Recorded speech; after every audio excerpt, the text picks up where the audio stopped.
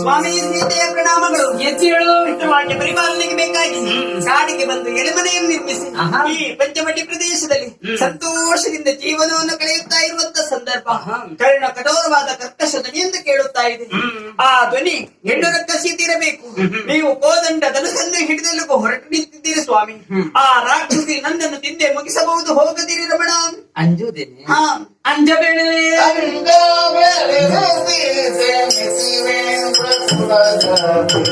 ನೀನು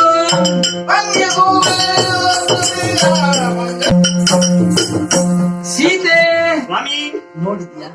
ಜೋರಾಗಿ ಕೇಳಿ ಬರ್ತಾ ಉಂಟು ಆ ರಾಕ್ಷಸಿಯ ಸ್ವರ. ಹೆಣ್ಣಾದ ಒಳಿಗೆ ಆ ಹೆಣ್ಣು ರಾಕ್ಷಸಿ ಎಂಬುದಾಗಿ ನೀನು ತಿಳಿದುಕೊಂಡೆ. ನಾನು ಭಾವಿಸಿ